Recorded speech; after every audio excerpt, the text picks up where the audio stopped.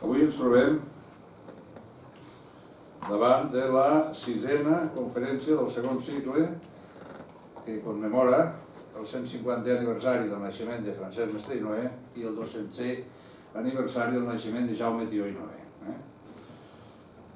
Bé, és la 6a ja, i tot just el dijous que ve farem la 7a. Sí, que és la festa, sí, efectivament. O sigui, serà el dijous dia 15. El dijous dia 15 a la mateixa hora i aquí mateix. Es titularà l'última, el vocabulari català de Tortosa, a càrrec d'Albert Aragonès i Salvat, l'Albert Aragonès.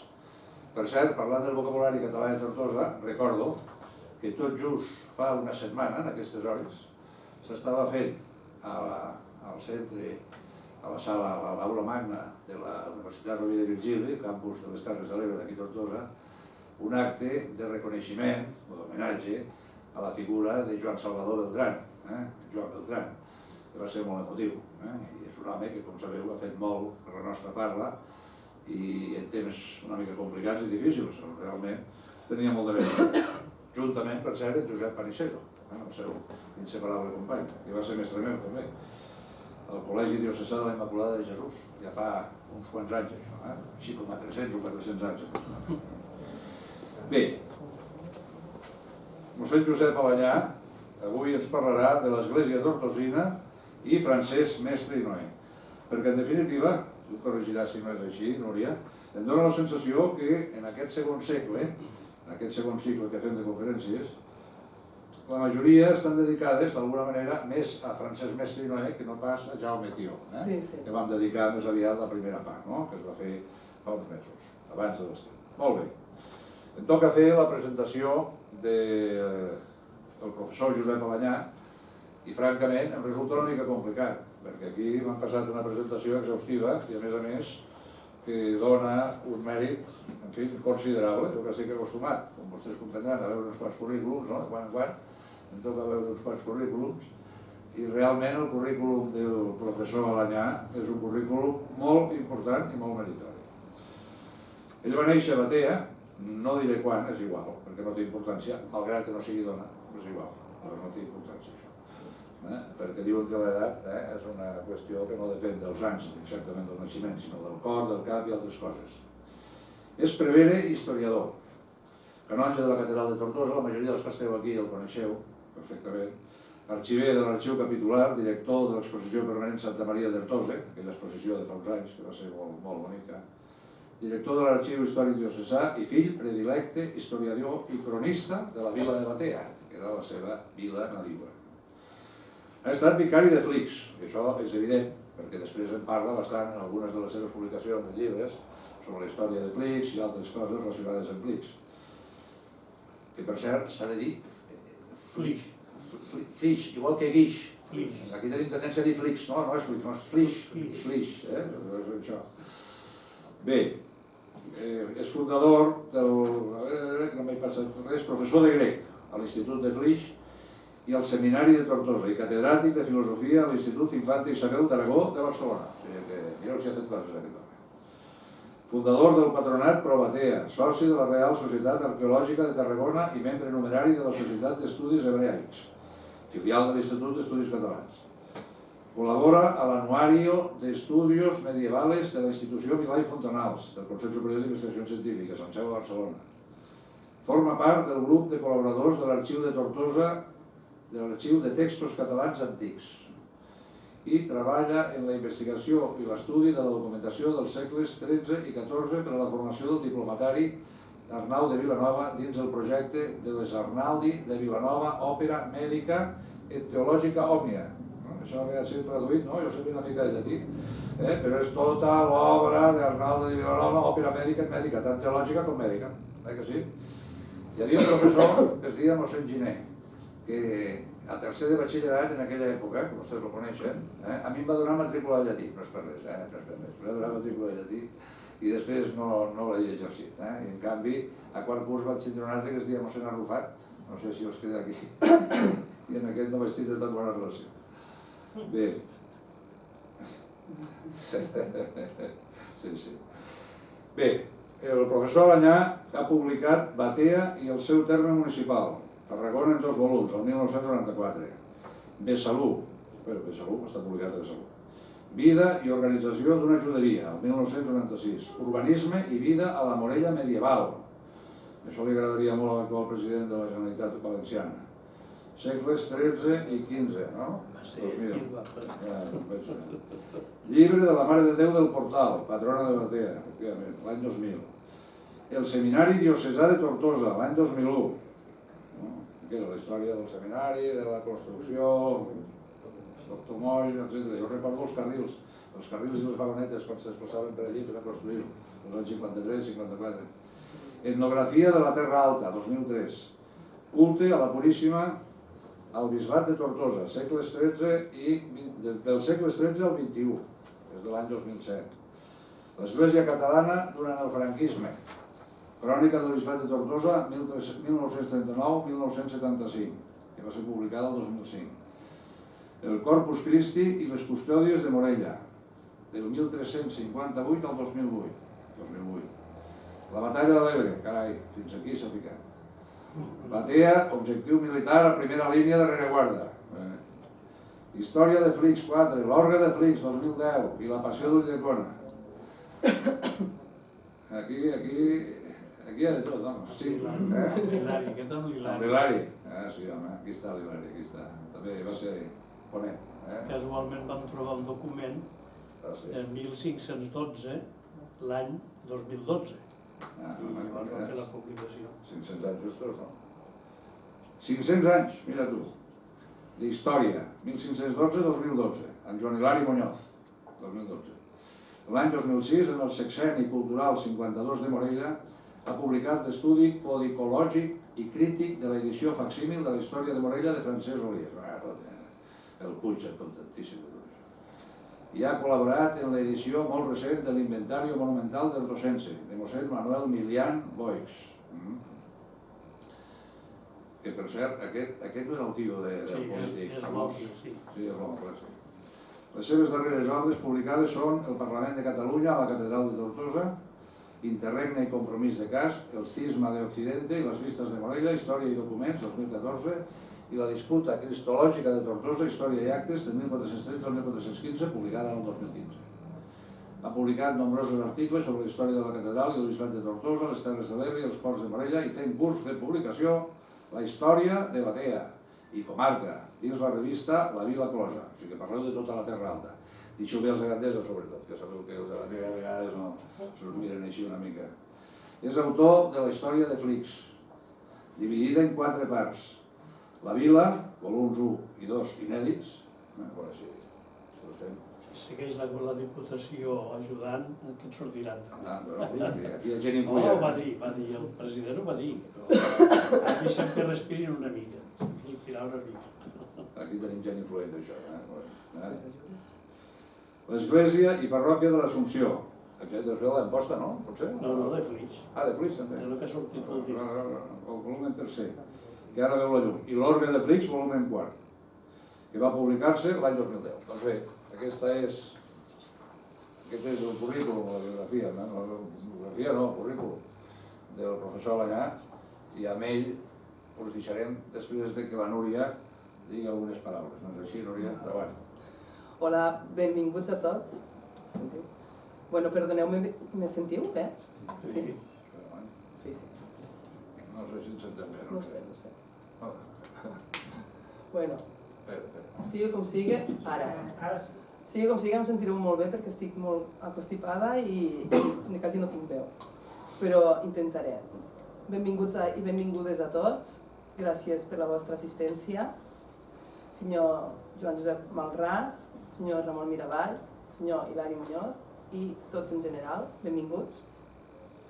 Este segon cicle de conferències, que ha sigut la continuació del primer cicle de conferències, està més basat, com molt bé ha dit el senyor Franquet, en la figura de Francesc Mestre i Noé, més que res per dates de naixement.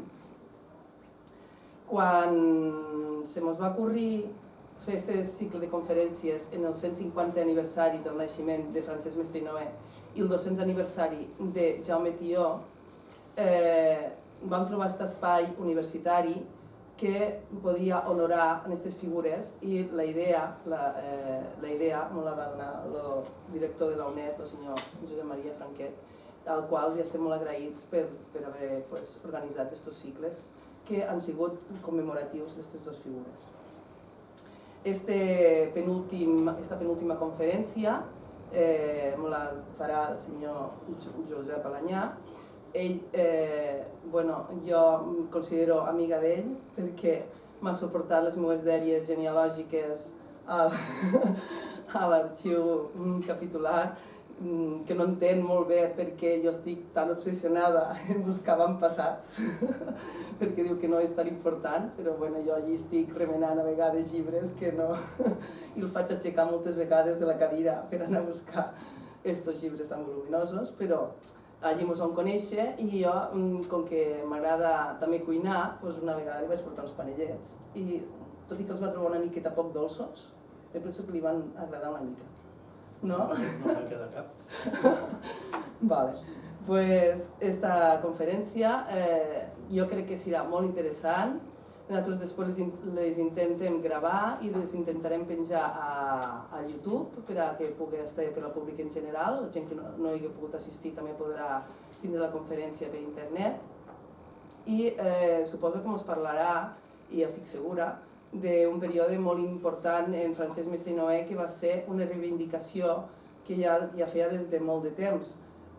Parlant del llatí, jo no en sé molt de llatí, vaig fer un curs de llatí molt petitet i jo no em vaig fer gens de llatí, però antigament les misses se feien en llatí i anava en la pronúncia de la G com la pronuncien els catalans, i ell anava des de 1899 ja en la seva veu de Tortosa i anava reivindicant esta pronúncia que fem els catalans en el llatí. I llavors, aquest enfrontament que va haver en la Iglesia tortosina és pels voltants de 1920 i va provocar la defenestració dels dos germans Manyà, i que per cert que ara celebrarem també el 40 aniversari de la mort de mossèn Manyà i és un bon moment per a reivindicar la seva figura. I va inculcar, com va dir Félix Bilbao, el virus del catalanismo en mossèn Manyà. Mestre Noé había hecho un pecado muy grande porque había inoculado el virus del catalanismo en mossèn Manyà. Llavors mossèn Manyà va continuar en el seu catalanisme, mossèn Bellpuig, el seu gran amic també, i durant la Segona República van fer el moviment del feocisme, que aquí a Tortosa prenia el nom d'Oliver de Boteller. Llavors, aquesta conferència me la donarà mossèn Alanyà i la següent setmana, que és festiu, no hi haurà conferència i acabarem en una conferència molt important també que serà el vocabulari català de Tortosa d'Albert Aragonès, també commemorant que enguany commemorem el centenari del vocabulari català de Tortosa de Francesc Mestre i Noé. També és una data a reivindicar. Amb tots vostès, ja no m'estic més, Josep Alanyà. Molt bé. Me quedo aquí. Molt bé. Perquè si no es queda... Què passa con mig? No, aquí no. Sí, estic allà. Això funciona. Doncs gràcies, senyor Franquet, gràcies, Núria. Gràcies a vostè. I, el que en definitiva, en resum, és que les biografies aquestes són... que coincidim tots en el mateix, és a dir, som gent que hem treballat i que hem passat molts documents per les mans i que hem buscat la manera de fer arribar per mitjà d'aquests documents a la gent allò que no tothom té temps ni té ganes ni potser té preparació a vegades per anar a un arxiu i llegir llatins i llegir paleografies.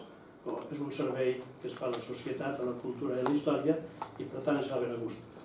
Certament la Núria és tentadora i va ser la tentació de la Núria la que em va fer caure de venir aquí avui. És una genealogista i jo he arribat a una conclusió, que els genealogistes passen la vida remenant morts, sorollant morts i fan ressuscitar cada 2 per 3 a l'arxiver. Com que acaben de seguida pels índexs i troben aquí, busquen, i pot portar el volum tal d'Òbits, i ara de seguida el de baptismes, i ara el de matrimonis, i ara aquell de matrimonis.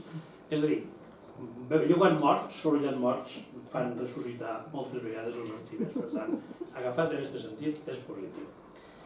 Bé, a mi em sembla interessant que les ocasions històriques es presenten per posar al dia o actualitzar allò que és i existeix, però que sembla que a vegades queda o al darrere d'una boira, o dins d'un armari, o al darrere d'unes primeres presències que són més actives, més vives o més, diguem, actuals. Actuals entre cometes, perquè jo penso que Mestre Noé és molt actual. Molt actual. I en aquesta figura jo me n'alegro del cicle de conferències, me n'alegro dels llibres que surten a la llum i que a més van per la via de la família, la qual cosa és més meritòria encara i més de justícia, molt interessant. I per tant, benvingut a aquest cicle de conferències sobre la figura i l'acció d'aquest patrici tortosí, Francesc Mestre i Noé, i també els llibres que es publiquen.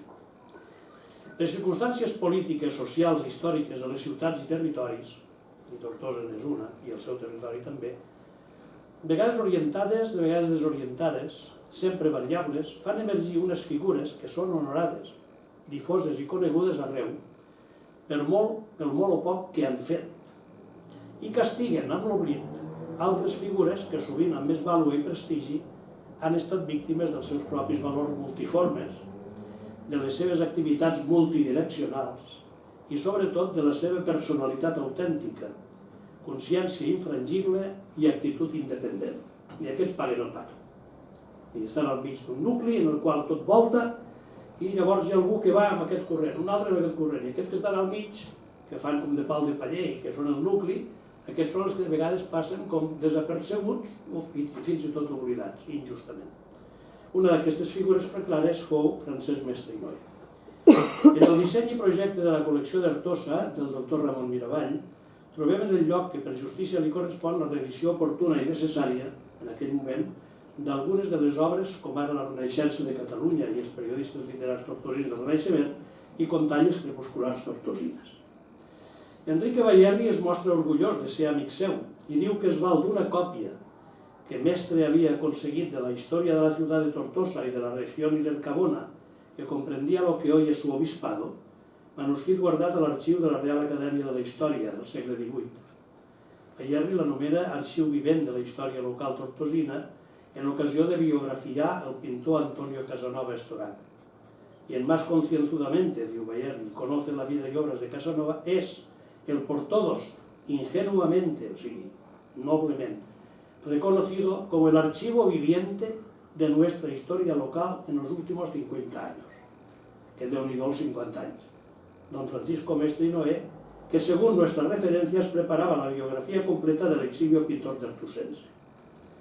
Historiador tortosí dedica 4 pàgines del volum 8è de la història de Tortosa i su comarca a Mestre i Noé, des del 1911, cronista de la ciutat, succeint el difunt canonge Ramon Ocallegan, amb el qual Mestre i Noé havia tingut moltíssima relació.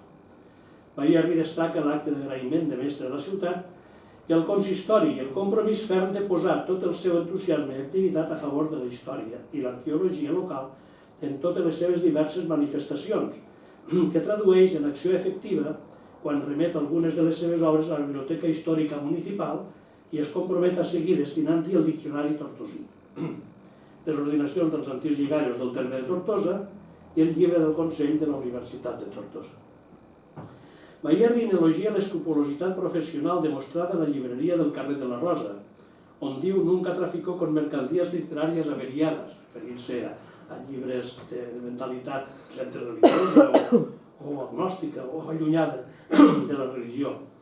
De manera que pudo perder no pocos ingresos, diu, pero ganó ante Tortosa entera la palma de un librero techado.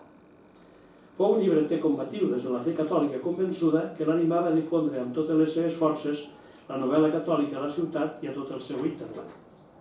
Ahí recorrem el Pereda, l'Arcón, Padre Coloma, enfront de l'obra de Galdós, Blasco Ibáñez, Solà, des de l'època. El seu amor a la història, a l'arqueologia i a l'art de la ciutat i la diòcesi i als seus monuments els veiem en algunes obres cabdals que va escriure en la seva ploma. El arte en la Santa Iglesia Catedral de Tortosa, una guia descriptiva de la seu, 1898, resumen histórico del Real Monasterio de Benifazá, 1906, d'altres tortosines, centenari de Jaume I, dins Congreso de Història de la Corona d'Aragón dedicat al rei Jaime I i a su època, que és el volum primer l'any 1909, on presenta 11 documents en pergamí de l'arxiu capitular, que diu, entre altres documents, regiran sos armaris i hem trobat de suma transcendència per a l'estudi d'aquella època extraordinària. Per tant, coneixia, jo crec que bastant bé, l'arxiu de la catedral. Els valors que vivia i el movien ens apareixen nítids en els seus escrits i lemes de concurs literari. Lema, germanor i civisme. Tema, els tortosins per Tortosa. En el concurs del Radical, 1914. Medios prácticos para levantar a Tortosa de su actual postración. Tota la línia aquella del segle XVIII, que comença potser del segle XVIII, de com regalar aquesta campinya de Tortosa, de com fer rica, més rica Tortosa, com la civilització tortosina posar-se al dia i activa, de manera que manifesti la personalitat que li ve de la càrrega històrica i alhora de la capacitat que té la gent de poder fer coses. És a dir, és com una mena d'inèrcia voluntària i expressa de tota la grandesa medieval. Giripigues tortosines, Ros d'Història i Filosofia Popular, 1915, en els títols de les seves obres i dels articles als diaris i periòdics del seu temps, entre altres. Això de les giripigues em recorda a mi la meva mare, i quan era petit jo sempre recordava que deia això és més amarg que una giripiga. I suposo que va per aquí la cosa, és a dir, de quina manera se fa despertar la consciència ciutadana de la gent, la consciència col·lectiva i també la individual, de fer contrastar quina realitat és, quin és l'ideal, com vivim, com podríem viure, què podríem tenir i què no tenim.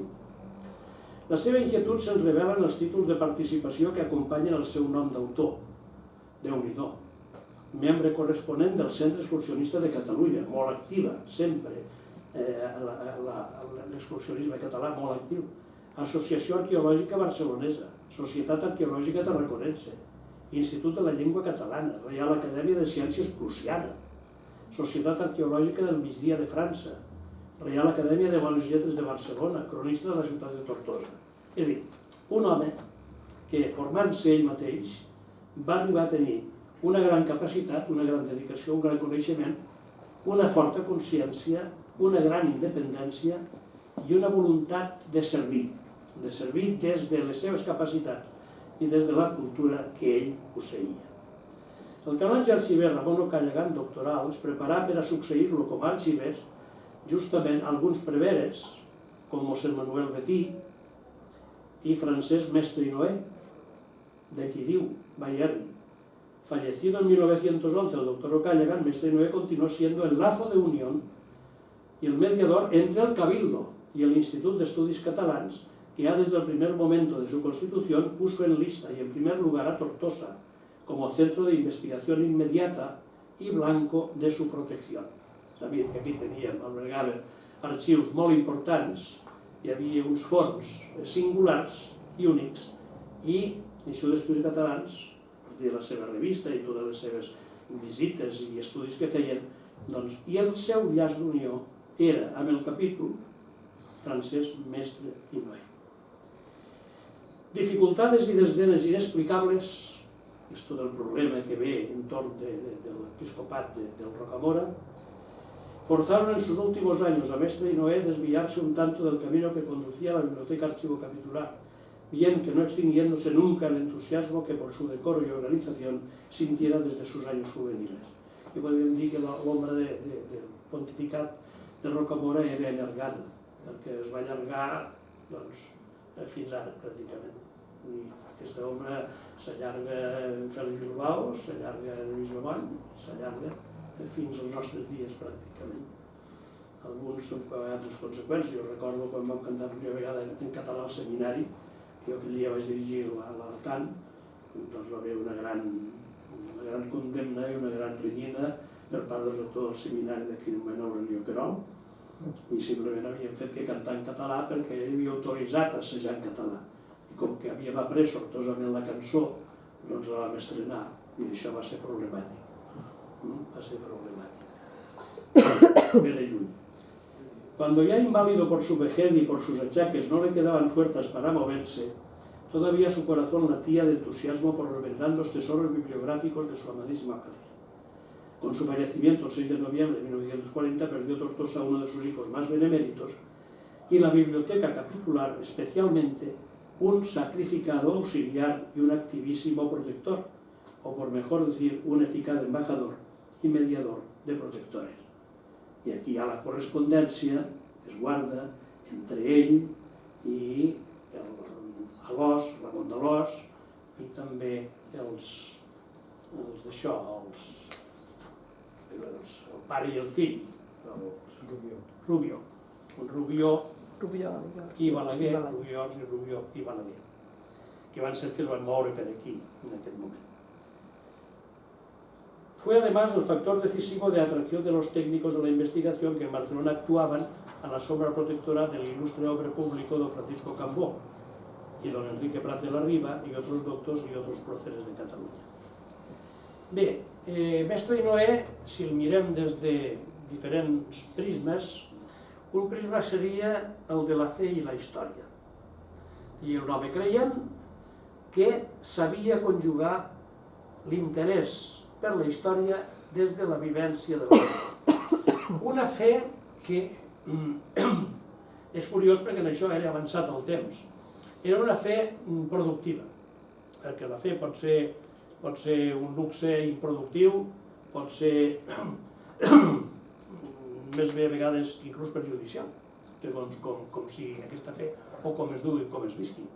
I per a ell va ser útil, productiva, eficaç, perquè no va deslligar mai el creure en els misteris cristians i la relació que tenia tot això, i per tant aquí hi ha tot el misteri de l'encarnació, amb l'acció.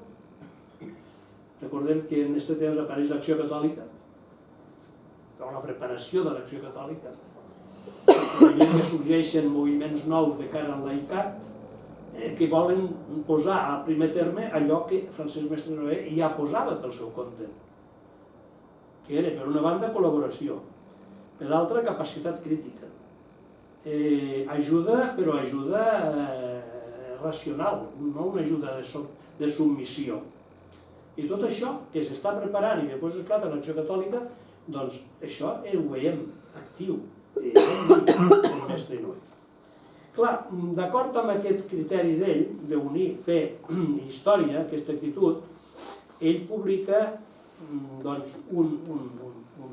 treballet sobre la relació entre el culte a la Mare de Déu i el Principat de Catalunya. I diu això, a Verge Maria, a Verge Catalunya, records històrics. Curiosament, això ho fa el 14, és a dir, en un dels anys que es compleixen aniversari de la proclamació de la definició dogmàtica de la Immaculada Concepció. I ell revela aquí que coneix l'arxiu, coneix la història, entre altres coses perquè ell al·ludeix, esmenta, el pergamí que porta Ot de Montcada del concili de Basilea, on aquest concili, en l'època, en el moment en què l'Església no li reconeix la validesa de concili ecumènic, proclama la Immaculada Concepció, que no fa sinó realitzar, executar, allò que tenia previst Benet XIII, el Papa Luna, si ell hagués arribat a posar els peus a Roma. I ell tenia la intenció, si arriba a ser papa en Roma, de definir el dogma de la Puríssima Concepció. I això ho fa després el concili de Basilea. Però aquest concili no està reconegut, però aquí tenim la butlla aquesta que porta Ot de Montcada. Per cert, curiosament està raspat diversos punts del pergamí on parla de la Virgo. On surt Virgo Maria, la Virgo, Virgina. Això apareix raspat. No sabem qui ho va raspar i en quin moment apareix raspat. Fa referència al culte a la Puríssima que abonen els reis d'Aragó, el rei Joan I, el Martí l'Humà, I curiosament no esmenta, perquè això potser probablement no ho coneix, que a Tortosa aquest culte, el capítol catedral, va ser sempre reticent. Tant és així que el rei Martí escriu diverses cartes al capítol dient-los que és l'únic capítol de tot el Principat i de tota la corona d'Aragó, acaba dient això, que no celebra aquesta festa el 8 de desembre. I la raó és que aquí té com a lector el capítol un frare dominic que eren contraris al culte a la Puríssima Concepció, cosa que anava per la via franciscana. Bé, és curiós que aquest article de Mestre i Noé s'avança molt al llibre que vaig publicar sobre el culte i devoció a la Puríssima Concepció al Bisbat de Tortosa, que ho he esmentat abans, del segle XIII al segle XXI, a partir de documents de l'arxiu capitular i d'altres relacions històriques. Un altre títol, un altre prisma, és la fe i la cultura. Unint la fe i la cultura, Mestre i Noé és un gran col·laborador i aquest llaç d'unió entre l'Institut d'Estudis Catalans i aquestes terres nostres i els fons documentals, també arqueològics i artístics, de la ciutat i del seu territori. Aquí hi ha unes cartes dirigides per Jordi Rubió a Mestre i Noé, en una de les quals, de l'any 16, que és quan es fan aquestes visites i després se publica tot això a l'anuari de l'Institut d'Estudis Catalans, li diu Jordi Rubió a Mestre: l'Alòs i jo, Ramon d'Alòs Moner, per encàrrec de l'Institut hem pensat tornar a enllestir els nostres estudis a l'arxiu de la catedral. I per poc que els trens corrin, dilluns al matí sortirem per arribar a migdia. Confio en que podrem treballar a l'arxiu com l'altra vegada, o sigui que ja és un segon viatge, i que podrem beneficiar-nos de la nova favorable disposició del capítol, de què mossèn Rius va parlar-nos aquests últims dies que vingué a Barcelona. Escric al doctoral avisant-li i al doctor Matamoros. El doctoral és Ocàllagan, Matamoros és canonge, que és l'autor del llibre de la catedral de Tortosa i altres. Diu, veiem si entre tots podrem ajudar a fer definitiva la instal·lació de l'arxiu i sa ordenació científica. Tant, en aquesta ordenació estan ells i està el Mestre i Noé. Confio en la intervenció de vostè per aplanar-nos el camí, si de cas sortís algun contratemps, cosa que no crec, però com que mai pot estar un segur, ens posem si de cas en les mans, un elogi bo, del primer diplomàtic de Tortosa.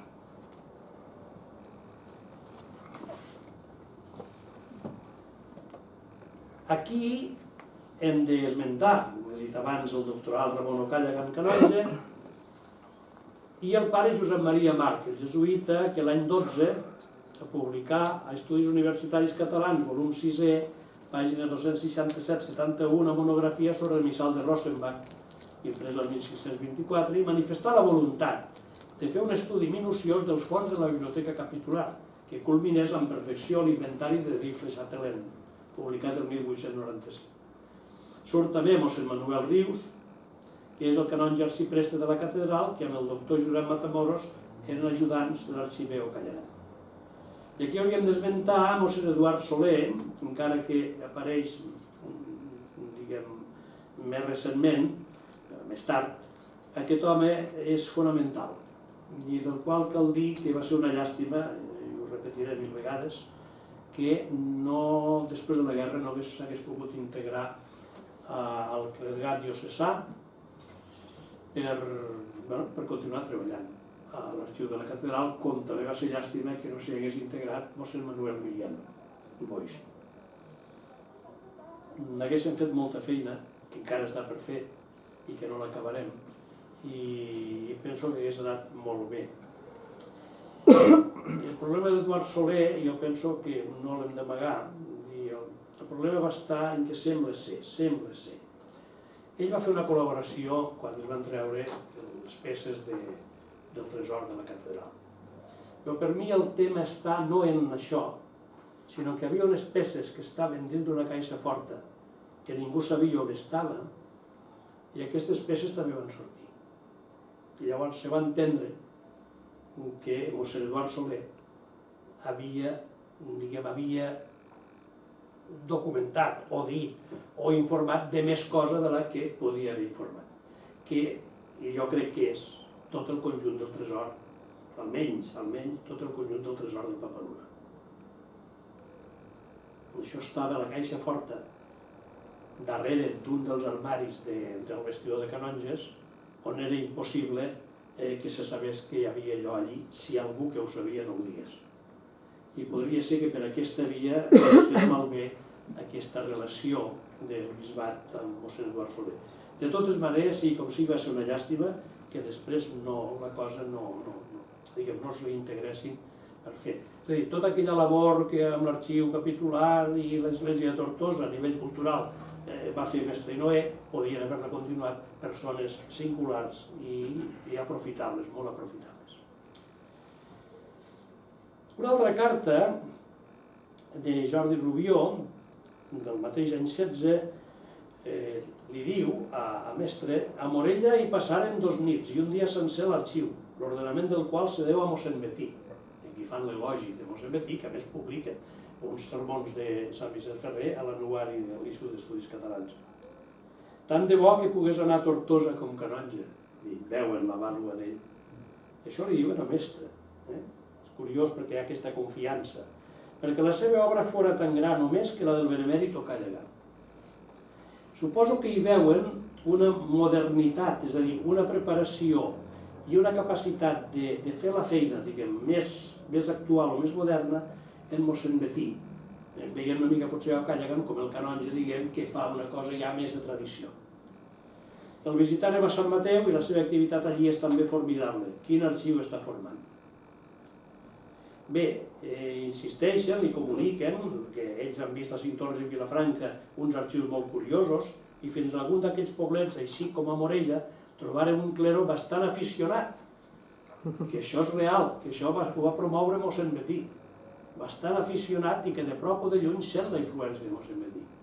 És a dir, anava a fer-los interessar per les obres d'art que hi havia a les parròquies i per la documentació, que és una labor important, abans de l'any 36, de cara a el que teníem i a la responsabilitat i a la custòdia d'allò que es tenia. Llavors diu, el talismà que ens ha obert totes les portes està a la circular del secretari del bisbe. Diu, i a vostè la devem i no sabem com agrair. Una altra carta, també del 16, diu, li acompanyo còpia de l'ofici enviat al capítol perquè n'estigui enterat i suavitzi les coses, si convé. La tercera de les condicions no l'ha de prendre a mal el capítol, sinó que és una garantia per a l'Institut de la serietat del treball que subvenciona. Suposo que fa referència a fer còpies o a treure alguna còpia i, diguem, no quedar només a veure coses, sinó a fer alguna labor més de cara a la labor del coneixement dels fons d'arxiu. No digui que li he enviat la còpia, encara que vostè és prou discret per a manegar-se amb èxit. Tinc por que no feríssim alguna susceptibilitat. He redactat l'ofici en català. En això no podem claudicar, dirigint-nos a catalans. Aquí hi ha un compartir criteri amb mestre i Noé. Saludi al doctor Rius i a Matamoros ben afectuosament. Una altra cosa que es veu en mestre i Noé és que lliga a Tortosa, com no, la devoció mariana i l'amor a la pàtria.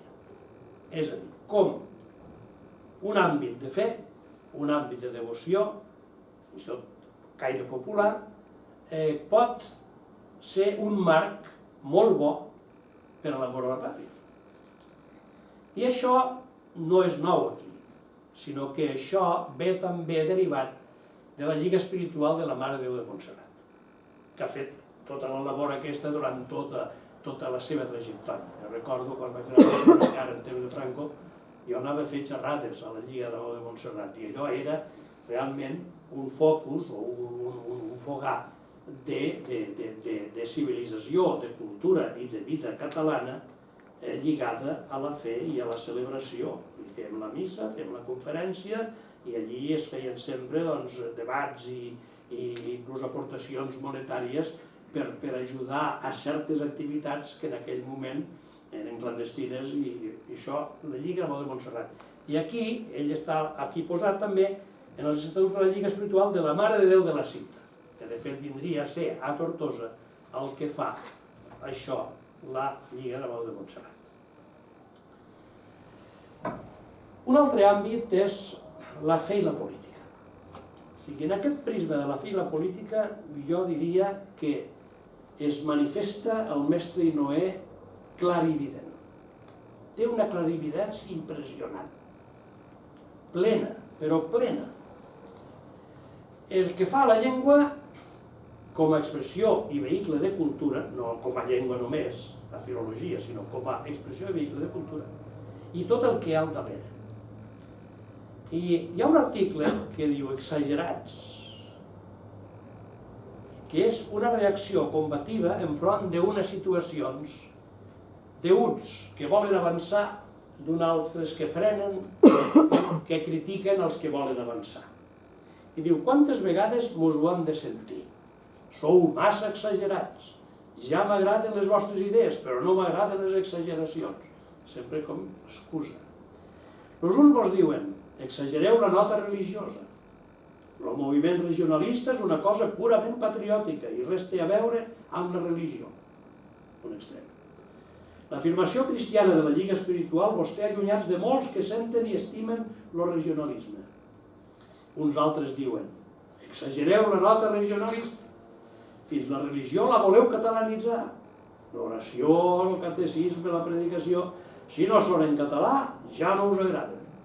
No sabeu que per a les coses de Déu són indiferents totes les llengües, perquè Déu les entén totes i no en necessita cap?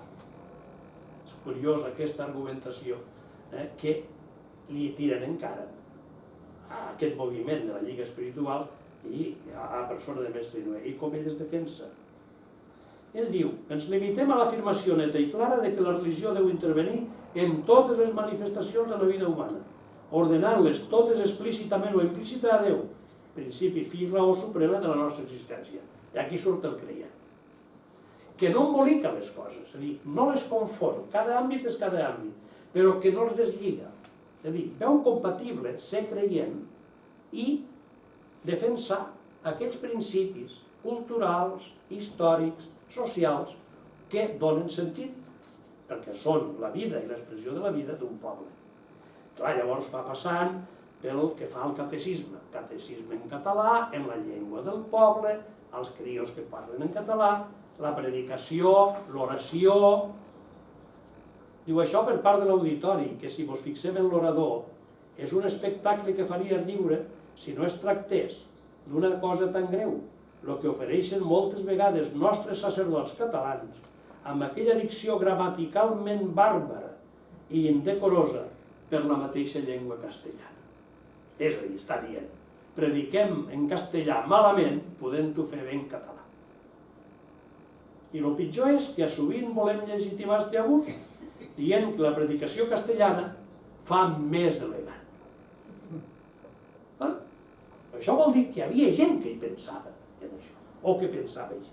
No trobeu que tot això ben mirat arriba fins al ridícul. Aquest és mestre Hinoé.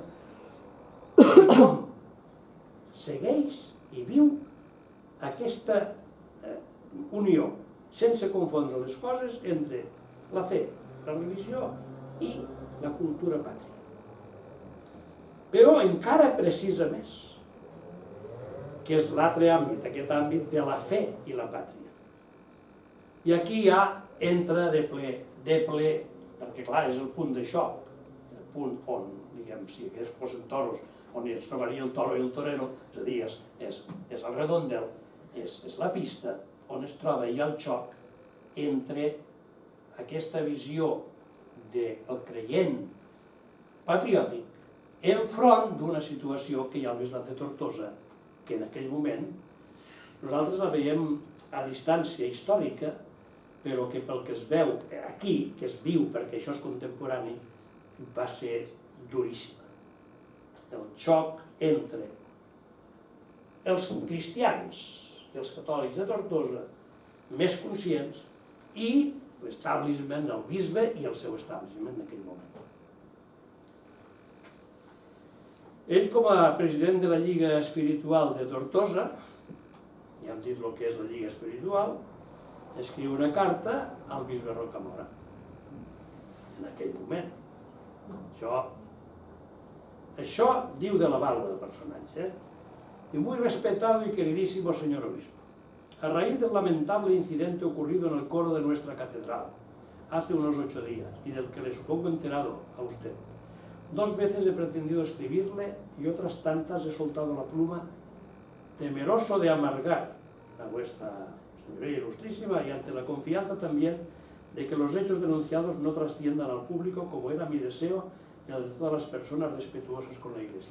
O sigui, aquí també la delicadesa, és a dir, vol posar en evidència al bisbe les coses que passen. Què va passar? El que va passar va ser una cosa que és lo de la G famosa.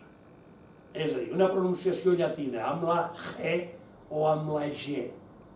I doncs com que hi ha un canonge que pronuncia G, llavors el tillen de catalanista, és a dir, a partir d'una pronunciació llatina d'una determinada consonant. Però ell diu, per una banda ho vull denunciar, i per això l'he escrit, ho he intentat, i m'he esforçat a fer-ho, i per fer ho faig. I per altra banda no voldria que això fos un escàndol, és a dir, que d'aquí hi hagués un escàndol, però sí eficàcia. Això s'ha de saber i això s'ha de corregir. Y hoy que la publicidad es notoria, mi convicción de cristiano y el deber de ciudadanía me ponen en el trance de dirigirme a vuestra señoría ilustrísima, anheloso de atajar el mal y prevenirle de la exaltación de una inmensa mayoría de personas protestatarias de ese empeño de ahogar la lengua de nuestra raza. Y en la lengua torrodí, la cultura. No se trata, señor obispo, de introducir la ideología política de ningún partido en lo sagrado de la Iglesia. La tentació, això és política. És curiós perquè això es repeteix en temps. Quan és el Concili Vaticà II, que hi ha l'intent l'intent no, el Concili diu que el culte s'ha de fer en la llengua del poble, doncs el bisbe Moll s'hi resisteix, fa les seves cartes al Marcelino Olaechea de València, i ell li diu, nada, estos son 4 que defienden esto, y además son los que menos van a misa, li diu l'altre. No facis cas d'això, tu ves a la teua, perquè aquests, els que més criden i més s'afirmen i més d'això, són aquests que menys van a missa. Tu, recte. El bisbe Moll, per assegurar-se més, suposo, ens diu al bisbe de Perpinyà, dient, bueno, aquí, Catalunya Nord, què fan? Clar, el contesta en francès, diu, aquí, el francès, de la pàtria, a França ja està, i de l'estat. Aquí, la tendència de la gent, diguem, que estaven en contra, i diguem, hi ha cartes de rectors que van per un costat i altres que van pel costat contrari, els que ataquen això de la llengua del poble al·leguen això. Això és entrar la política a l'Església i a la litúrgia. Doncs que ni el nou subsole, està aquí. Diu, si así fuera, ell diu, ni mi plana, ni mi pluma, ni mi palabra se pondría a contribución de este empeño grandísimo. Pues no es eso. Y porque así lo siento y porque creo que el aura popular debe traspasar el umbral de los palacios de las autoridades constituidas, con el mayor respeto y consideración me permito molestar la digna atención de vuestra señoría ilustrísima para rogarle que, como en todas épocas, sea en esta el amparo y sostén de nuestras grandezas lingüísticas y veneradas tradiciones. I aquí veiem ja, ho anticipo, que ell coneix el factici, dins del factici de la taula de Miquel Macín, que hi ha uns impresos en defensa de la llengua catalana, en el catecisme i en la predicació, per part del bisbe Antolínez de Burgos i altres bisbes que, sent castellans, van defensar sempre que aquesta llengua havia de ser la llengua del poble. I ell coneix això, això es veu. Aquí s'atisba, però en un altre document encara és molt més clar. En mi humilde concepto no cabe proponer la lengua catalana y mucho menos en materia de pronunciación, pues no conociéndose, por desgracia, la prosodia de los antiguos romanos, es convicción de los más eminentes filólogos, un raya que tome, que cada pueblo debe pronunciar el latín según su fonética peculiar, o sea, la que más sinceramente vibra y mejor expresa el sonido de cada idioma. Y llavors cita, diu, así por lo menos se acordó en el Congreso Latino de Filadelfia de 1900. Que l'home està a la pàgina, està al dia.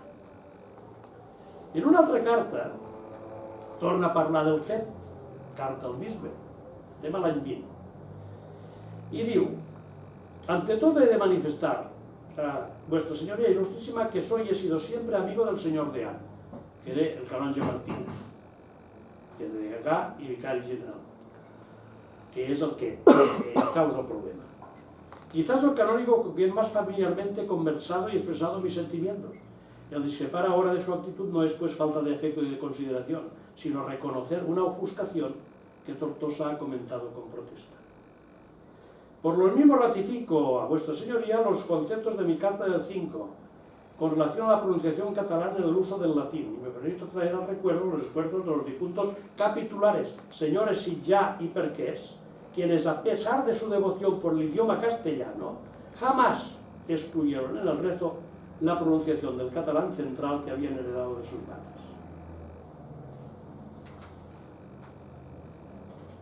Aquesta actitud i aquesta preparació el fa ser un contacte íntim de mossèn Antoni Maria Alcover.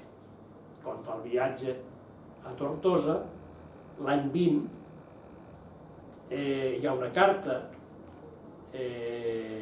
dient-li Francesc Mestre i Noé al canonge Alcover i demanant-li ajuda per la situació de la llengua i de la cultura catalana a l'Isla de Tortosa amb tot el que acaba de dibuixar aquí. Diu, la seva grata carta del 31 d'octubre la vaig rebre el 3 del mes que som. Pensava contestar-la l'endemà, però un constipat molt fort m'ha privat de fer-ho. El constipat les he heretat dur ara. De seguida la vaig llegir a mossèn Bellpuig i ell mateix reconeix que sols ell i jo tindrem vocació per ajudar a vostè en la seva exemplar i patriòtica empresa. Preparar, recollida de tot les dades per al diccionari. El doctor Manyà està molt delicat de salut i això el reté a Gandesa fa 6 mesos. Per altra part, no crec que tingui l'activitat necessària per a fer el que tots voldrien. En això, com en tot, l'hàbit i la voluntat fan mestres i ell la pràctica en altres coses tal volta, ell la practica en altres coses tal volta més meritíssimes, la teologia lògica. És un gran amic nostre, però la malaltia el priva d'actuar més activament. Parla d'un estudiant, Martí, que ens ajudaria, però està atemoritzat per la gran guerra que ens han declarat l'obisbe, el vicari general Martínez i el rector del seminari. Des del dia que era Nadal. Vicente Ramon, me sembla, Nadal. Des del dia en què el provisor va retirar les llicències en ple cor al canonge Bertran per haver pronunciat Àngelus conforme nosaltres expressem la llei. Tremendo, això. És tremendo, però això es viu. Això va promoure un gran escàndol precisament en els moments en què s'havien de celebrar els Jocs Florals del 25 de març, que és una altra institució a favor de la cultura i la llengua i la pàtria, en els quals vaig suar la gota negra per evitar un fracàs. Resultat de tot. Cessants, mossèn Bellpuig i mossèn Manyà, els dos germans, Batista i Joaquim, de catedràtics del seminari. Per a reparar tanta injustícia hem acudit al nunci i al metropolità, Vidal i Barraquer, demanant la jubilació del bisbe. Segrestat pel vicari general, home rencorós i atrabiliari, diu ell. No pot vostè ajudar-nos a l'anunciatura? I diu a vostè d'Alcover, si pot li agrairem. Jo recurriré de nou al nunci per a posar-li en coneixement un altre atropell del dit senyor i que per culpa seva haurem de suprimir, saps ja on arriben les coses, la missa dominical de la Lliga Espiritual de la Mare de Déu de la Cinta. Jo, com a president de Lliga, no puc consentir aquesta persecució iníqua. I a l'objecte he escrit un llarguíssim article defensant la nostra llengua i el seu legal imperi dins de les esglésies. Se publicarà en el número de novembre del nostre butlletí. Aquesta és la situació que es vivia. Clar, la resposta que fa el Vidal i Barraquer, doncs, bueno, és que parli amb el bisbe, que arregli les coses amb el bisbe el que pugui, però no es bulla més. I el nunci tampoc no es bulla. I ell ho reconeix i a més ho diu. Unes respostes tèbies al problema greu que està plantejant. Diu, no m'estranya gota, en una altra carta que fa el d'això, Antoni Maria Alcabé, resposta a la de Mestre Noé, diu, no m'estranya gota que l'estudiant Martí tinga por, li sobra motiu. A Lleida me contaren, diu Alcobé, la primeria de maig els gravíssims disgustos que havia a Tortosa per la pronúncia del llatí. O sigui que això va anar més enllà de Tortosa i de la diòcesi. Falta fan els catalanistes al mirar un poc fora de Catalunya. Si coneixien una mica més l'estat dels esperits no catalans respecte de Catalunya i si tenien l'ocell serè que distingien Prat de la Riba, sabrien orientar-se una mica més i evitarien molts de disgustos i contratemps. És a dir, està dient, alerta com les coses nostres surten a l'exterior perquè ens fan mal, on sempre són ells que perden perquè són la minoria d'Espanya. I que la història camina molt i després resulta que estem... Diu, on estàvem? Diu, estem on estàvem. És curiós això. Però clar, aquesta és la riquesa dels epistolaris i de les memòries dels personatges. Fora de Catalunya reina una prevenció, un verdader odi a Catalunya, acusant-la de separatista. Sobretot els catalanistes passen tots per separatistes. Això de la pronúncia del llatí, com els catalanistes n'han fet una qüestió nacionalista, ara resulta que els anticatalanistes li fan aquella guerra que vostès veuen a Tortosa. Fins i tot a Roma mos són contraris. I aquesta és la qüestió catalana que està estudiant mossèn Ramon Font, Corts, que ja s'ha publicat alguna cosa, però va publicant tota la relació que hi ha, les visites que fan l'unci de l'Esquini ve als anys 20, aquí a 20 i pico, 26, ve aquí a Tortosa i jo vaig mirar el butlletí, a veure què deia. A què ve el nunci a Tortosa? A que li surtin els crios de les escoles amb poms de flors, que l'Ajuntament li fa una recepció oficial, no saps a què ve. I ve per la qüestió catalana. Perquè a Roma han dit que el nunci vagi pels bisbats catalans a veure què passa, quina és la situació, i que parlen qui ha de parlar. I pel que veig, segurament aquí no va parlar ni en Manyà, ni va parlar amb el Puig, no va parlar amb ningú. El bisbe el va secrestar i al butlletí surt simplement això. Diu, a què va vindre el nunci? Doncs no se sap. Doncs és tot això, tot aquest moviment.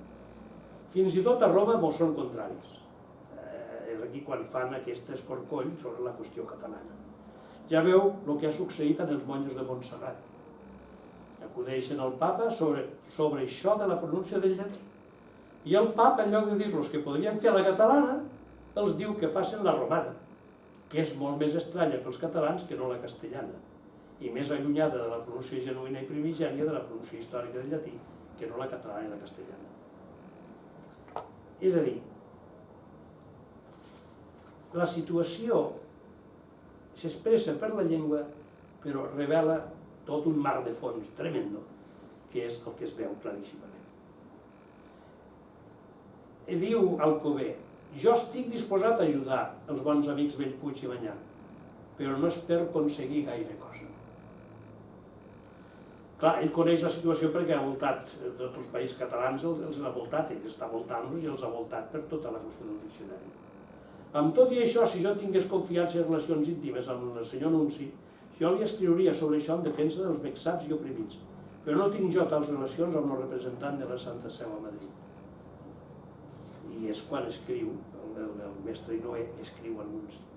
Llavors, el que fa Alcobé és brindar a mossèn Bellpuig un guanyar-se la vida, l'han tret del seminari, i diu, mossèn Puig, si vol, treballant en l'obra del diccionari pot fer-se un sou molt més gras que no el que tenia en el seminari i amb completa independència de cacics i despoters. Li asseguraria una independència econòmica que li favoriria la independència psicològica. I acaba dient, mestre, per això és més de doldre que el meu venerat senyor bisbe, per raons de bellesa, estiga impossibilitat per a resoldre qüestions de tanta importància i que l'adulació i la ficció no deixen entrar al seu palau l'ambient de disgust i de malestar que reina a fora. Arriba el bisbe a donar-se de baixa de la lliga espiritual de la Mare de la Cinta. Ja només faltava això. Mestre, jo dic, ja només faltava això. Bé, fa una disquisició molt llarga sobre la pronúncia, justifica com s'ha de pronunciar aquí el llatí amb la llengua, amb la pronunciació catalana, i llavors, ell apel·la, ja dic, i torna a dir, coneix fons d'arxiu, perquè si no no ho podria esmentar, coneix els sínodes d'Artocenses, coneix els concilis tarraconenses, coneix tot el que diu el concili de Trento, i coneix el de València, i aquí porta un munt de dades, els rectors que tots els diumenges i festius, després de dinar, s'ensenyen als nois i noies la fe, rudiments de la fe, obediència dels seus pares, en doctrina cristiana, en llengua vernàcula o vulgar. Concili Tridentí, la Divina Missió se fa en llengua regional, concili tarraconense, constantment. Llavors aquí és on ell esmenta això que dic que està recollit al Massip, que hi ha un document que diu para que en el Principado de Cataluña y todo el Arzobispado de Tarragona no se predique en otra lengua que la vulgar catalana por las razones siguientes, i ho demostra, que són les que al·lega ell aquí, mestre Noé. I llavors està acompanyat d'un memorial en defensa de la llengua catalana para que se predique en ella en Catalunya, que aquest memorial el fa el doctor Diego Sisteller. I clar, esmenta Mendanya, Miguel de Mendanya, i el bisbe Besqui diu que els dos estan influenciats per l'esperit estranger, tots els altres sostingueren la tradició tortosina i fa especial menció de l'Antolínez de Burgos. És curiós perquè mort el doctor Miguel de Mendanya, el bisbe, que era pro-castellà, als 2 anys d'haver pres possessió del bisbat, mort. Els canonges reintegraren la llengua catalana amb la mateixa vigoria que imperava abans d'haver-la prohibida el referit prelat. O sigui que les coses se posen a lloc quan el bisbe no hi és. I quan el bisbe hi és, tenim el problema. I aquí elogia també a Ros de Medrano. El seu mirament en respectar aquests monuments de tradició sagrada se demostra en la reimpressió que vam anar a fer d'un catecisme breu de la doctrina cristiana, compost per Fray Pere Vives, religió franciscà, i novament afegit i disposat en altre ordre per un altre religiós del mateix col·legi, en l'estampa de Josep Cid, 1819. Una altra mostra del seu amor i veneració a les tradicions tortosines, Constitucions Sinodals de Tortosa, que ordena. I llavors què ve? L'altra vegada tornem enrere. Doctor Víctor Damián Sáenz i Sánchez Mayor, primer ministre de Fernando VII. I tornem altra vegada, la llengua castellana, l'encuesta, etc. Llavors parla dels Jocs Florals com a una via de restauració de 1859 i de renaixença de tot això, elogia la presència i l'activitat del bisbe Vilamitjana quan diu el nostre poble o no entén el castellà o l'entén malament, i de totes maneres no el mou la llengua que no ha après dels llavis de la mare. El doctor Borgades, està citant el doctor Borgades, el doctor Josep Costa i Borràs, arquebisbe de Tarragona, és a dir, està aportant personalitats que estan actuant d'acord amb la voluntat i la llei i el criteri i conciliar de l'Església. Llavors, a la conclusió, esmenta altra vegada l'arxiu. Diu, quan fa 20 anys el ministre de Gràcia i Justícia tenia en estudi la seva supressió, quina supressió? La del bisbat de Tortosa. El nostre senyor bisbe i el capítol van dirigir-se al govern per mig de lluminoses exposicions, fundades en l'antiguitat del bisbat i retraient els privilegis i prerrogatives concedits a la seu pels reis de la Confederació, redactats molts d'ells en llatí i altres, la majoria, en la llengua nostra, o sigui, en l'únic llenguatge en què estan escrits els llibres d'actes i demés documents conservats en l'arxiu capitular, els quals cap investigador no català podrà llegir ni transcriure per molta paleografia castellana que sàpiga. Còdecs, llibres, documents i epistolaris que són un monument històric i filològic. Després de no tan sintèticament exposat, amb el major respecte, acudeixo el nostre bisbe i també els il·lustres canonges, posant el seu superior coneixement i consideració que mentre no hi ha cap llei que imposi l'ús del castellà, el Concili Tridentí, els consells provincials, les constitucions sinodals i els manaments del metropolità fan obligatori l'idioma matern. I aquí està ell defensant tot això. I llavors ell fa servir i vol fer servir tota la capacitat de la Lliga Espiritual de la Veu de la Cinta per aconseguir de fer afermar-se aquesta admissió, catalanització, acceptació normal del que hauria de ser normal. I llavors diu, aquesta lliga espiritual té en concret aquesta visió. El dia que se li posen entorpiments injustificats, se l'ofenguen els seus sentiments regionals o se li priva l'ús de la llengua materna en els actes tantes vegades nombrats en el present escrit, deu convertir el seu apostolat serè en arma de combat, utilitzant la força del dret que per damunt de tota agressivitat emparen els tribunals civils i les més altes jerarquies eclesiàstiques. Bé, amb aquesta visió jo penso, hi ha un article que és molt interessant també, que és el Rogall, també recull part d'això, per altra banda, diguem, és una manera de dir, sortim de l'estertor del Rogall aquest de la comunitat, de la ciutat i del territori, per obrir-nos a una visió, a una vida en tot positiva. I aquí, per exemple, en aquest article és quan diu, recordo que de Barcelona va vindre una comissió del capítol d'aquella seu, atreta per la fama que en tots els capítols gosaven els antics estatuts capitulars de Tortosa. I també recordo la pena que van sentir els nostres vells canonges quan fa 23 anys se modificaren, modificats per Rocamora. I aquests estatuts van estar vigents pràcticament fins que han fet els nous nosaltres, els de Rocamora. Quan fa 23 anys se modificaren, adaptant-los a un altre país, castellà, i sense quasi deixar rastre del venerable reglament. I aquí esmenta ell la reacció dels vells canonges que no acceptaven els nous estatuts. Que curiosament aquests estatuts, el capítol s'enfronta al bisbe i els hi fa repetir. És a dir, els fa el bisbe els estatuts. Els mana fer el bisbe d'acord amb el seu criteri.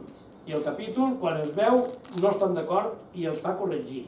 Però tot i així, el que es veu és que la correcció o va ser molt poca o no va haver correcció. Els esborranys els guardarem al diocesà.